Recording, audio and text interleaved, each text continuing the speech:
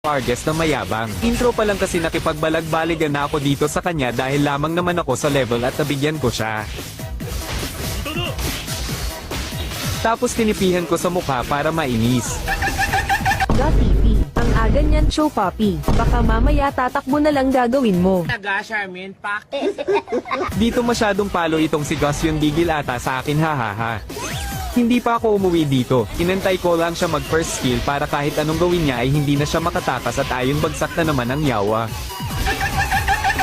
Lakas ng chombo mo. Birthday mo ba, Cho? Galingan mo kasi mamaya punchang bag ka na lang. Talaga? Hindi sana pinabillboard mo. Kanina pa itong si Gus yun gusto ata makaranas ng sipang hindi pa niya natitikman. Buti na lang at nag level 4 tayo dito kaya nakachombo pa ako at napabagsak ko ang yawa.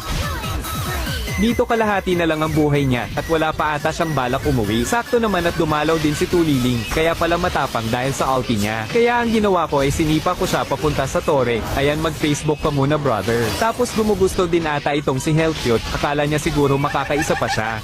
Ayun lang nagtawag ng kasama mahina. Obvious ba?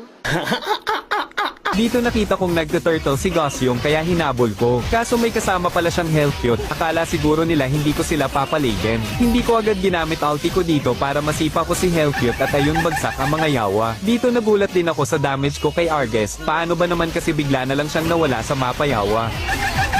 Na ano yun? Grabe yung damage cheater Ampotech. Report show naka-damage cheat. At hindi lang isang beses nangyari yon, ito pa ang isa pa noorin nyo. Grabe, nakita nyo yun guys, cheater ata itong Arges nila, nawawala na lang bigla sa mapa hahaha. Andaya talaga. Report ka sa akin mamaya kala mo. Di ka lalakas dyan boy. Ang lakas oh. Oh my God. Ang lakas oh. At napagkamalan pa nga tayong cheater hahaha. Malay ko bang mag-agap siya sa level. Pero anyways, baka bago ka lang sa ating page at gusto mo ng mga ganitong videos ay i-like at follow muna ang ating page. At kung matagal ka nang nanonood sa mga videos natin o baka isa ka sa mga solid supporters natin ay baka naman pwede makakuha ng isang heart at share. Maraming salamat. Panoorin nyo guys kung paano ko binugbog ang mga kalaban dito.